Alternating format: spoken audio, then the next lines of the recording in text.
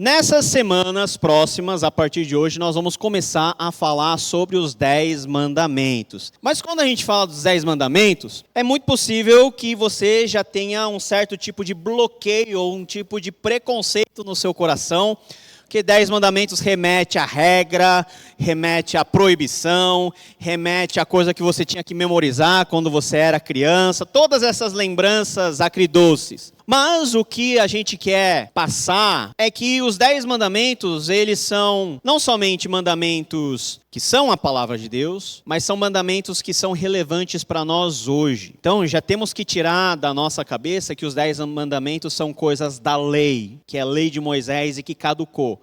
Não, todos os mandamentos, os 10, eles estão plenamente ativos, tá? Hoje. Com aplicabilidades diferentes, talvez, daquilo que os judeus e os hebreus tinham na época do Antigo Testamento. Mas ainda assim, são os 10 mandamentos, os princípios de ética mais básicos do povo de Deus. E quando nós falamos de povo de Deus, nós estamos falando do povo de Deus, tanto no Antigo Testamento, quanto no Novo Testamento. Nós somos o povo de Deus, o novo Israel de Deus. E esse novo povo de Deus tem mandamentos, tem diretrizes e tem um tipo de base ética que somos convidados a viver dentro da nossa realidade. Então a gente tem 6 aulas a começar dessa, nas quais nós vamos abordar o tema dos 10 mandamentos e entrar de forma um pouquinho mais aprofundada em cada um dos 10 mandamentos. E o mais importante não é apenas saber e conhecer sobre os 10 mandamentos, é como nós podemos viver esses mandamentos dentro da nossa realidade, dentro da nossa vida. Então veja que hoje é o primeiro encontro, 18 de fevereiro, ética do povo e Deus. Vamos falar de forma introdutória aos 10 mandamentos como um todo. E a partir da próxima semana, no próximo domingo, nós vamos falar sobre a exclusividade de Deus, relacionamento com Deus, família como incubadora da ética, a mordomia do povo de Deus e a ética em relação ao próximo. Então você veja que os 10 mandamentos, eles compreendem toda a nossa vida e toda a nossa rotina. Desde o nosso relacionamento com Deus, o nosso relacionamento conosco mesmo, você com você mesmo, o relacionamento dentro da sua família e o relacionamento mais amplo que você tem com as pessoas ao seu entorno. Os 10 mandamentos são importantes por causa dessa amplitude e dessa aplicabilidade mais geral que a gente tem. Vamos lá, 5 razões para nós estudarmos esses mandamentos. A primeira razão é o seguinte: nós temos uma certa ignorância em relação aos 10 mandamentos. Ou seja, as pessoas não sabem o que são os 10 mandamentos. Quem consegue recitar os 10 mandamentos em ordem aqui? Lembra de quando você era criança e te obrigavam a memorizar, e se você não comia quando você não memorizava? Então, 10 regrinhas básicas. Desde não terás outros deuses além de mim, não farás para ti imagem, não tomarás o nome do Senhor teu Deus em vão, guarda o sábado, honra pai e mãe, não matarás, não furtarás, não adulterarás, não cobiçarás. Deu 10, né? Mas são poucas as pessoas que conhecem esses mandamentos de forma textual. E também são poucas as pessoas que vivem na realidade esses mandamentos. Por exemplo, não matarás. Você fala assim, mas eu não matei ninguém, então eu estou cumprindo o mandamento. Mas será que você está cumprindo plenamente o mandamento de não matar e de não assassinar alguém? Porque nós podemos matar uma pessoa de várias maneiras. Não é apenas com uma faca ou com um revólver. Você pode matar com palavras. Pode matar por meio de um relacionamento tóxico com a pessoa. Então a gente tem esses mandamentos como diretrizes básicas que nós precisamos conhecer e superar essa barreira da simples ignorância. Segundo motivo é instrução histórica, particularmente relacionada à nossa história, nós como presbiterianos, nós como reformados, nós como calvinistas. Temos várias confissões de fé e vários documentos confessionais que norteiam a vida da nossa igreja. Por exemplo, se você for olhar a confissão de Heidelberg, muitos dos seus artigos tratam dos 10 mandamentos. Os símbolos de fé da IPB são 3. Confissão de Fé de Westminster, Catecismo Maior e o Breve Catecismo. Esses 2 catecismos falam bastante até sobre os mandamentos e sobre cada um dos mandamentos. Isso quer dizer que o conhecimento dos mandamentos, daquilo que nós chamamos de decálogo, ou seja, os 10 mandamentos, é muito importante para a nossa vida e para a vida da igreja e da prática do dia a dia de cada um de nós. Em terceiro lugar, os 10 mandamentos nos ajudam a entender como que era a dinâmica da lei e da ética no tempo do Antigo Testamento, ou seja, a centralidade da ética mosaica. Os 10 mandamentos são como se fossem artigos da Constituição. Delas decorrem todas as centenas de leis que os judeus praticavam e viviam dentro da sua realidade. Então, os 10 mandamentos são a base do conhecimento sobre Deus, sobre o que Deus requer de cada um de nós e como nós vivemos a vontade de Deus no nosso cotidiano. Mas não é só para o contexto judaico. Não, para nós também. Por quê? Nós, como cristãos, nós recebemos como herança toda a tradição judaica, todo o Antigo Testamento. Nós, como calvinistas, presbiterianos, nós cremos que não há uma ruptura entre o Antigo e o Novo Testamento. O Antigo e o Novo Testamento, eles estão interligados, porque Deus só fez uma aliança. A gente vai falar sobre aliança mais para frente. Então, o povo do Antigo Testamento, nós chamamos de a igreja do Antigo Testamento. Nós somos a igreja do Novo Testamento, que também pode ser chamada de o Novo Israel. Então, as terminologias, elas são parecidas e aplicadas aos dois contextos. Por quê? Porque todos nós somos, por exemplo, descendentes de Abraão. Abraão é o nosso pai da fé. Os judeus têm Abraão como pai étnico, genético. Nós temos Abraão como pai da fé, porque pela fé nós somos inseridos à aliança que Deus fez com Abraão, e pela fé todas as bênçãos de Abraão, como Paulo vai falar lá em Gálatas, elas são nossas, por meio daquilo que Cristo fez. E o quinto ponto, talvez não tão evidente assim, é que a lei é boa. Tudo o que Deus faz é bom, perfeito e agradável. Nenhuma das leis de Deus são leis que foram pensadas de forma aleatória ou leis que foram reveladas para dificultar a vida do ser humano. Muito pelo contrário. A lei é um condutor à vontade de Deus. Paulo vai falar que a lei é um pedagogo, é um aio, é uma muleta que nos convida a vermos a Jesus Cristo, a termos a noção do que Deus quer, daquilo que Ele quer que a gente faça e também daquilo que Deus não quer que a gente faça. Então, dentro dos 10 mandamentos, nós temos leis afirmativas, faça isso. Temos leis também proibitivas, não faça isso. Por quê? Tudo isso reflete a boa vontade de Deus. Então, tendo feito essa introdução, nós podemos entrar no texto dos 10 mandamentos, que não começa no primeiro mandamento. Toda lei tem o que nós chamamos de preâmbulo, prefácio. Se você pegar a Constituição da República Federativa do Brasil, a Constituição, ela não começa no primeiro artigo. Ela começa no preâmbulo. Nós, reunidos em Assembleia Constituinte, eu não sou jurista, né? Mas começa mais ou menos assim. Porque o preâmbulo explica o contexto dentro da qual a lei ela é aplicada e tem validade. Toda a lei começa aqui, nesses 2 versículos iniciais de Êxodo capítulo 20. Vamos ler todo mundo junto? Então falou Deus todas essas palavras, dizendo: Eu sou o Senhor teu Deus, que te tirei da terra do Egito, da casa da servidão. Então, para entendermos o que são os 10 mandamentos, nós precisamos ir um passo para trás e entender quem é Deus, o que Ele fez e como nós participamos da história de Deus. Note que esses pontos são muito semelhantes a quando nós estudamos o Evangelho, porque a lei, ela nos introduz também ao Evangelho, de maneira que nos apresenta quem Deus é, o que Ele faz, como nós participamos da sua obra.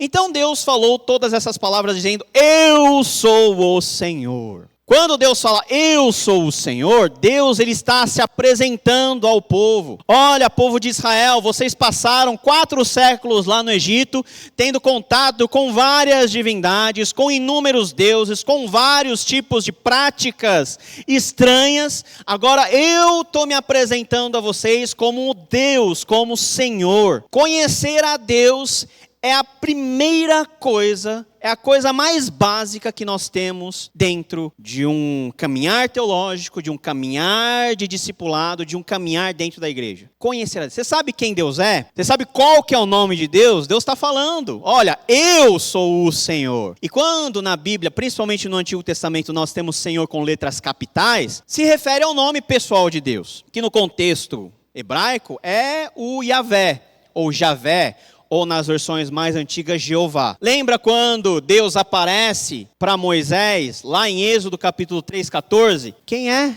o Senhor? Moisés vê a sarça ardendo, que é o símbolo da nossa igreja. Ele fica impressionado porque a sarça não se consome e vem uma voz dentro daquela sarça e essa voz fala assim, ó, eu sou o que sou. Moisés perguntou, mas qual que é o seu nome para que o povo lá do Egito saiba quem está me mandando? Eu sou quem sou. E dessa frase, eu sou o que sou, é que vem o nome próprio de Deus, que é o Yahvé, Jeová, eu sou o Senhor. Deus, ele revela quem ele é. Um Deus que criou todas as coisas e que ao mesmo tempo ele está presente dentro da criação. Deus que chamou o povo de Israel, mas que também tem um compromisso eterno com esse povo, de tirá-los da servidão, de resgatá-los, de salvá-los. E essa história da salvação, ela vem até nós hoje. Porque como nós falamos, nós somos o quê? Descendentes de uma mesma aliança, que é a aliança que Deus fez com o povo de Israel no Antigo Testamento. Quem é o Deus com quem eu tenho uma aliança? Responda aí dentro do seu coração, quem é o Deus que você serve? Qual que é o nome dele? Quais são as características dele? Por que ele é importante na sua vida? Então Deus, ele começa os 10 mandamentos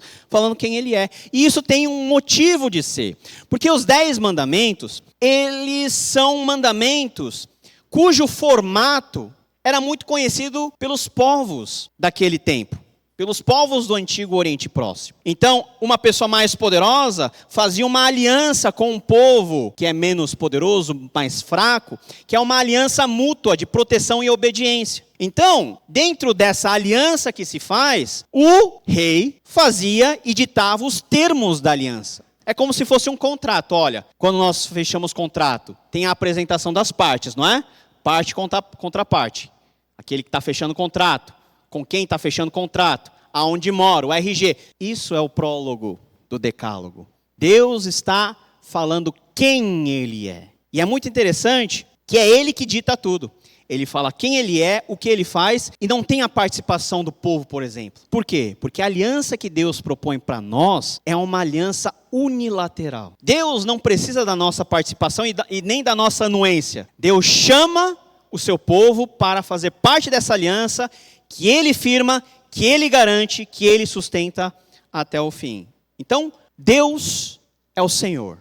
É aquele que está chamando para uma aliança. Eu sou o Senhor, teu Deus. Então, Deus, ele mostra quem ele é e qual é o relacionamento que ele tem com cada um de nós. O que o Senhor é de nós? O nosso Deus. Ele tem um relacionamento próximo com cada um de nós. Nós pertencemos a Deus. Olha que coisa legal.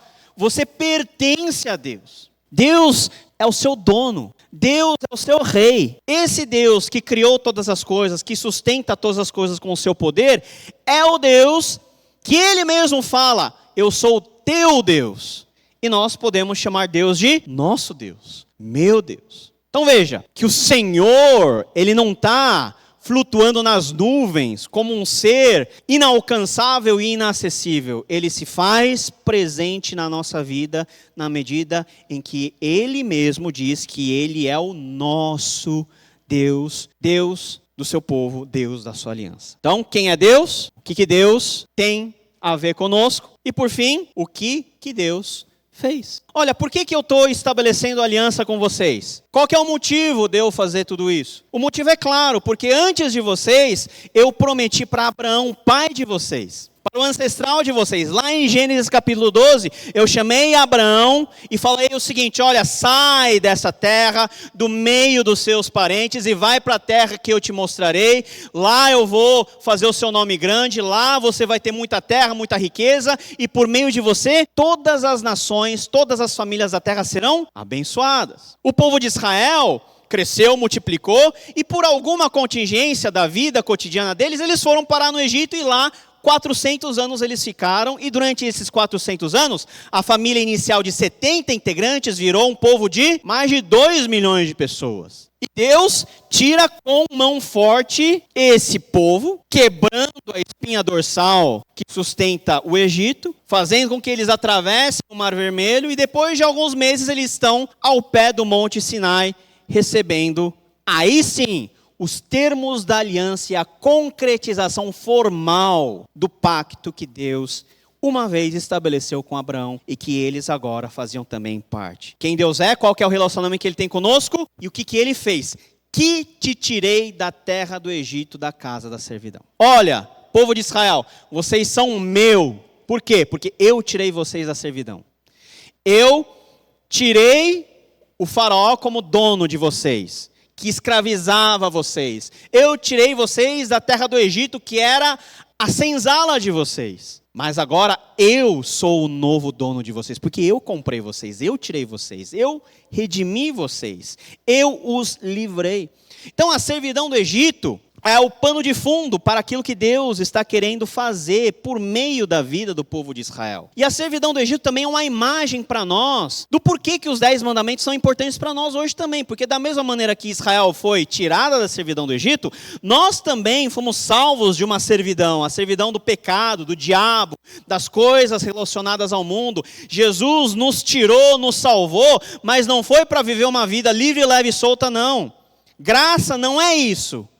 Graça é Deus ter te alcançado por meio de Jesus Cristo sem te pedir nada em troca. Mas uma vez que você está dentro do âmbito do povo de Deus, você tem agora uma responsabilidade e um compromisso para com Ele. Você tem a responsabilidade de viver conforme esse Deus que te tirou da servidão, da escravidão. Então olha só como é denso, como é profundo toda a ideia por trás daquilo que nós falamos sobre os 10 mandamentos. Isso antes do primeiro mandamento. Então o primeiro mandamento é decorrente desse preâmbulo que nós temos aqui, que nós expressamos. Agora, os mandamentos, como eu disse para vocês, só fazem sentido dentro de um compromisso formal, que nós chamamos de aliança. O que é a aliança? O Dr. Robertson ele vai dizer o seguinte: a aliança é um pacto de sangue soberanamente administrado. Ou seja, eu e Deus temos um pacto, um compromisso indissolúvel que foi firmado com sangue. Sabe o sangue do sacrifício? Sabe o sangue que tinha que ser derramado todo dia, toda hora no templo? Esse é o preço do compromisso. Essa é a marca do compromisso. Por isso que o Antigo Testamento é tão sangrento e o Novo continua a ser. O sangue escorre das páginas da Bíblia porque é a marca do compromisso. E por que sangue? Porque sangue é vida. Deus garante a vida dele nesse pacto que ele faz com cada um de nós. Por isso que o pacto é indissolúvel, é eterno. É perfeito. Deus fala para o seu povo, é por amor a mim que eu estou fazendo, não é por amor a vocês. É para minha glória que eu estou fazendo. Nós somos incluídos nesse pacto de sangue que é soberanamente administrado. Ou seja, eu não tomo a iniciativa desse pacto. É Deus que nos chama a fazer parte. Por quê? Porque eu não poderia tomar essa iniciativa. Porque eu, por mim mesmo, inundado em meus pecados, caído como eu sou, eu não quero Deus, eu não quero fazer pacto com Deus. Eu quero viver de forma livre, leve, solta, autônoma, independente, eu mesmo sendo Deus da minha própria vida. Agora, Deus, ele nos chama a um compromisso. Quando Deus entra em relação de aliança com os homens, ele institui de maneira soberana um pacto de vida e morte. O relacionamento que Deus nos convida a viver com Ele não é um relacionamento normal, simples. Não é um relacionamento que tem prazo de validade. É um relacionamento duradouro, eterno, intenso. Estava lendo uma reportagem da BBC esses dias que existe uma nova moda e um novo termo que os jovens utilizam nos seus relacionamentos, que é um certo situacionismo, que é um dos termos mais buscados no Google em 2022, lá no contexto inglês. O que é o situacionismo? É um tipo de relacionamento em que tudo que se faz dentro é situacional. Ou seja, um relacionamento amoroso, então, tudo que concerne a um relacionamento amoroso, desde as mais profundas intimidades até tudo, é algo situacional. É para aquele momento e para aquela hora. Não tem muito compromisso com profundidade, com um vínculo, nada. O nosso mundo vive dessa maneira. E nós temos sérios problemas decorrentes disso, porque nós fomos criados para termos relacionamentos duradouros e profundos com alguém, principalmente para com Deus. E quando a gente não encontra isso, nós nos perdemos nos nossos relacionamentos, um em seguida do outro, querendo tapar um buraco existencial dentro de nós que só Deus pode tapar. E Deus nos convida a esse relacionamento que tem regra. Quem cria, estabelece a regra. Pega qualquer carro. Quem mais conhece daquele carro é quem projetou aquele carro, que estabeleceu o desenho daquele carro, que projetou cada engrenagem e que sabe aonde está dando problema. Deus também, ao nos criar, Ele assume a prerrogativa dele como Deus de estabelecer as regras do jogo, como nós precisamos viver. Qual que é o nosso chamado? E é para isso que Deus estabelece uma aliança conosco, porque nós precisamos de Deus. A aliança está dentro do nosso contexto relacionado à nossa fraqueza. De como nós precisamos estar próximos de Deus, para que em Deus nós possamos ter uma vida melhor, uma vida mais abençoada, uma vida que cumpre os propósitos do Criador. E por isso, os 10 mandamentos, os 10 mandamentos estão como a lei moral do povo de Deus. O que o povo de Deus tem que fazer? O que o povo de Deus tem que crer? No que ele tem que adorar? E decorrente da adoração, como a vida toda desse povo é transformada. Porque a nossa vida depende daquilo que nós adoramos. Os nossos comportamentos indicam quem nós adoramos. A nossa vida reflete, na verdade, é uma vida de adoração. Então, o nosso breve catecismo vai dizer lá, respondendo à pergunta 41, que a lei moral está resumidamente compreendida nos 10 mandamentos. Todo o resumo daquilo que Deus acha o correto em termos de procedência e de ação está contida nos 10 mandamentos. Então, por isso que os 10 mandamentos são importantes para cada um de nós. Por isso que nós precisamos conhecer os 10 mandamentos de forma correta. E os 10 mandamentos nos apontam para a realidade do cumprimento de todos os mandamentos na pessoa de quem? De Jesus Cristo. Por Jesus ter cumprido no seu corpo e na sua vida todos os mandamentos, é que os mandamentos também têm validade para nós, porque Jesus disse que ele não veio revogar a lei. Ele veio o quê?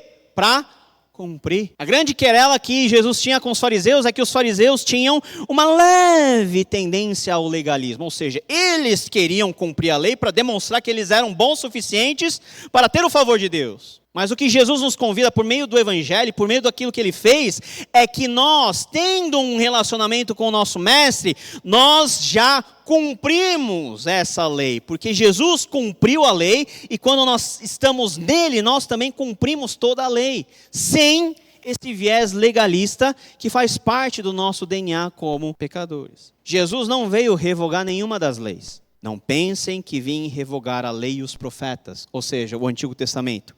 Não vim para revogar, mas para cumprir.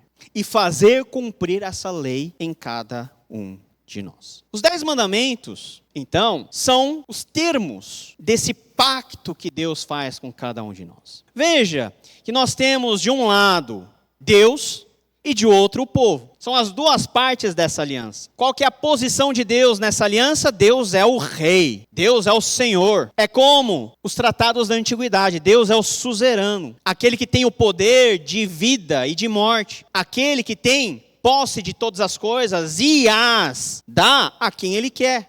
E de outro, nós temos o povo, que não consegue viver de uma forma agradável ao Senhor, que está chafurdada nos seus erros, nos seus pecados, e que precisa, em Deus, ter a sua redenção. Então, qual que é a aliança que Deus faz ao seu povo? Olha, eu chamei cada um de vocês, eu vou garantir a vida de vocês, eu vou redimir vocês, eu vou salvar vocês, eu vou manter vocês, eu vou abençoar vocês, eu vou estar com vocês todos os dias, mas não é uma relação só de uma mão. Enquanto eu, como Senhor, faço tudo e estendo a minha mão de graça, porque Deus não precisaria fazer isso, Deus faz porque assim Ele quer e porque Ele amou o mundo de tal maneira, e uma vez que isso é estendido a nós, nós temos o compromisso de quê? De viver em resposta. E qual que é a resposta que Deus quer para cada um de nós? Obediência. Obediência é o ponto central em relação à aliança que Deus estabelece conosco. Deus deu tudo. E o que Deus quer em resposta? Obediência. Não é que Deus quer algo em troca de você, como se fossem duas coisas com valores semelhantes. Não. Nada daquilo que você oferecer tem um valor suficiente para cobrir os seus pecados e para salvar a sua vida. Deus não quer nada em troca. Deus quer algo em resposta. Deus quer ver a sua resposta. Como que você reage? A nossa adoração, por exemplo, ela é uma resposta àquilo que Deus já fez em nós em Cristo Jesus. A adoração começa em Deus e é destinada a Deus. A aliança que Deus estabelece com cada um de nós por meio de Jesus Cristo também é Deus dando tudo. Deus deu o seu Filho unigênito. Deus nos deu a salvação. Olha só, para nós a morte é ou não um problema? Eu não estou perguntando se você tem medo da morte. Perguntando se a morte é um problema para você. Para mim, não é. E para você também não é. Por quê? Porque a morte não é o nosso fim. A morte é uma passagem natural para a vida eterna para nós que cremos. A morte é uma passagem em grande estilo para a vida vindoura, para a eternidade. Então, você está vendo alguém morrer, para quem está do lado é uma tristeza que só, mas para quem está indo, se for crente de verdade, me leva a Deus. Ele já consegue ver Jesus do outro lado do rio, é só atravessar. E quem já consegue ver Jesus do outro lado do rio, quer mais ir, não quer ficar. Deus deu tudo isso pra gente. Deus deu a alegria de sermos crentes, de fazermos parte da igreja, de fazermos parte dessa comunidade. Olha só que bênção. Deus deu a alegria de nós termos filhos. Deus deu a alegria de você poder respirar, de você poder viver. Outra notícia meio que mórbida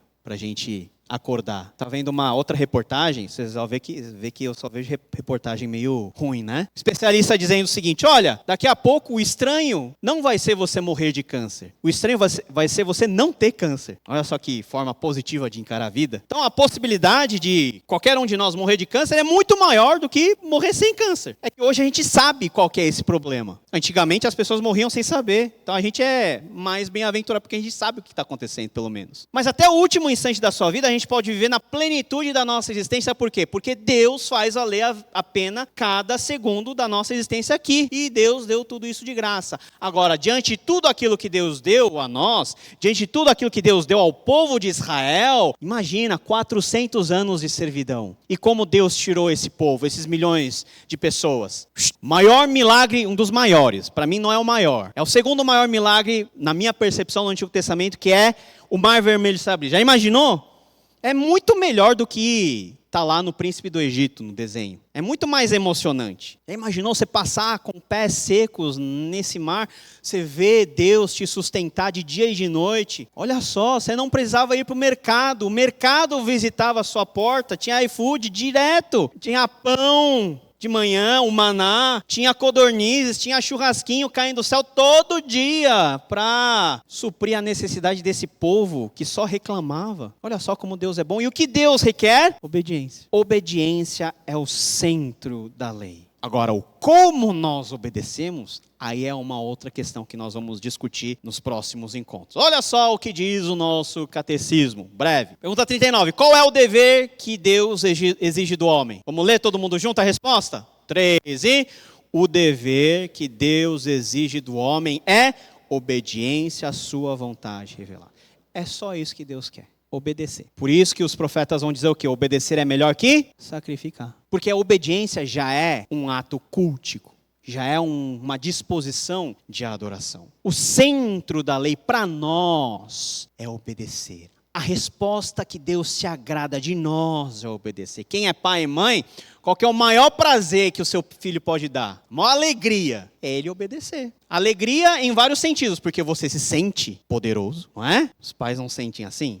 Ou sou só eu? Então eu sou pecador, então. Você se sente poderoso quando você manda alguma coisa e seu filho obedece. Mas também tem a questão da correspondência. O meu filho leva a sério o que eu estou falando. Porque quando o filho desobedece, aí o que acontece? Aí a casa cai, né? Em todos os sentidos. A obediência que Deus requer de cada um de nós. E uma obediência voluntária. Uma obediência alegre. A gente não obedece de forma doída no coração. O que Paulo diz lá? Quando vocês forem contribuir, vocês contribuem como? Com alegria. E não com tristeza no coração. Porque Deus ama quem dá com alegria. Obedecer com alegria, com um sorriso no rosto. Você vai ter que fazer de qualquer jeito. A louça está lá. Moscas já estão lá visitando a sua louça. Você vai ter que fazer aquilo de qualquer jeito. Agora, qual que é a disposição? Você vai fazer chorando ou você vai fazer rindo? você vai se sentir melhor fazendo rindo. Fazer rindo, como eu faço todas as vezes, né? Faço louça toda vez, louvando a Deus, orando para que a louça acabe logo, para que nenhum copo se quebre. Eu sou especialista em quebrar coisa lá em casa. Taça, essas coisas, é comigo mesmo, né? Eu encosto num lugar e ela se quebra. Não é culpa minha. Pergunta 40, que é a pergunta depois que vem. Que revelou Deus primeiramente ao homem para a regra de sua obediência? Vamos ler a resposta? 3, e a regra que Deus revelou primeiramente ao homem para a sua obediência foi a lei moral. E qual é a base da lei moral? Os 10 mandamentos. Está vendo como que é importante nós conhecermos a palavra de Deus e aquilo que Deus requer como resposta a cada um de nós? E vamos para a pergunta 42. Em que se resumem os 10 mandamentos? Beleza, pastor, olha, tem 10 mandamentos que são o resumo de toda a lei. Mas Jesus nos ensinou que os próprios 10 mandamentos têm um resumo muito mais fácil para a gente poder entender. E aquilo que Jesus oferece para nós como resposta não é apenas um resumo, mas Jesus, ele nos mostra qual que é a essência da lei, qual que é a essência da nossa obediência em relação à lei. Veja só, acompanha comigo, não precisa ler não. Os 10 mandamentos se resumem em amar ao Senhor, nosso Deus, de todo o nosso coração, de toda a nossa alma, de todas as nossas forças, de todo o nosso entendimento. E depois o quê? Amar ao nosso próximo como a nós mesmos. No que se resume os 10 mandamentos? Amor. Num nível divino, é como Deus expressa o seu amor por nós. Porque Deus é tão cuidadoso que Ele já colocou de forma explícita tudo aquilo que Ele requer para que a gente possa viver uma vida que lhe agrade, que glorifique os seus propósitos. Amor em relação também aos nossos relacionamentos interpessoais. Tudo é amor. Tudo se resume ao amor. A essência de todas as coisas é o amor. Se você cumpre a lei sem amor, você é legalista. Você é um cara chato. Você é um fariseu. Mas se você cumpre a lei amando a Deus e querendo amar o próximo, você entendeu o mais essencial da lei de Deus. Por que você não adora outros deuses além de Deus? Porque você ama só Ele. Por que você não representa Deus com imagens de semelhança? Porque você ama tanto a Deus que você preserva dentro do seu relacionamento quem Deus é, o caráter invisível de Deus, você aceita. Você não quer ver ou tornar visível aquilo que você não pode ver. E até melhor que a gente não veja, porque no dia que você vê, você não sobra em pé. Por que a gente tem que ter cuidado para guardar o nome de Deus em vão? Porque ninguém usa o nome de quem você ama em vão. Em qualquer maneira. Daquela pessoa querida, você até o nome ama. A resposta dessa pergunta é exatamente aquilo que nós temos lá em Mateus 22, 37 a 40. E esse sim eu quero que todo mundo leia comigo. Vamos lá? 3. E respondeu Jesus: ame o Senhor, o seu Deus, de todo o seu coração, de toda a sua alma, de todo o seu entendimento. Este é o primeiro e maior mandamento. E o segundo é semelhante a ele: ame o seu próximo como a si mesmo. Destes 2 mandamentos dependem toda a lei. Lei e profeta é a maneira de nós falarmos do Antigo Testamento. Tudo isso está baseado no amor. Você ama a Deus? Os mandamentos, eles estão lá para que você ame cada vez mais Deus. Para que você, conhecendo-o, possa aproveitar dele, da presença dele no seu cotidiano. Para que o seu coração, duro como pedra, possa nas mãos de Deus ser derretido e amolecido. O Kevin DeYoung, ele fala o seguinte: salvação não é recompensa pela obediência. Salvação é a razão para a obediência. A gente não obedece para ser salvo. A gente não obedece os 10 mandamentos para ser salvo. A gente obedece os 10 mandamentos porque é o que se requer dos salvos. Porque a salvação veio antes, num ato soberanamente administrado por Deus nas nossas vidas. Deus não fez conta do quanto você é obediente ou não para te salvar. Deus já considerou que você é desobediente e quando nós estávamos ainda inundados em pecado, Ele nos chamou para fazer parte do seu reino da luz. E uma vez que nós somos chamados e irresistivelmente atraídos à sua presença, aí sim, Ele mesmo nos ajuda a viver de maneira adequada à sua glória e à sua vontade. Então, Deus não é como os nossos pais e Deus não é nem igual a mim, que dá uma tarefa para os filhos e fala assim: se vira. Principalmente quando você está com raiva, você faz isso, né? Você faz isso, eu não vou te ajudar, se vira. Quebrou um vaso, agora se vira para arrumar. Não é assim que a gente faz? Não, Deus estabelece os termos e Ele pega na nossa mão para nos ajudar a cada instante. Por quê? Porque lei não é ordem, lei é a expressão do amor de Deus. E por isso que a lei nós obedecemos, porque obedecer é relacionamento. Obedecer é o que se requer daquele que já foi salvo. Por isso que a salvação é evidenciada por boas obras. Como eu sei que alguém é eleito? A vida dele é diferente, pensa diferente, fala diferente. É pecador, mas diferente ele é, comparado com outras pessoas. João 14,15, na NVT diz o seguinte: se vocês me amam, obedeçam os meus mandamentos. Na NVI está guardem os meus mandamentos. Mas guardar e obedecer são dois termos iguais. Se vocês me amam, obedeçam. Obedecer a quê? A palavra de Deus. Obedecer a quê? A lei moral de Deus que está nos 10 mandamentos. Obedecer a quê? A toda a revelação de Deus. Esse é o conceito chave para cada um de nós. Amar e obedecer. Porque a lei se resume em quê? No amor. E o amor chama que atitude? Obediência e submissão.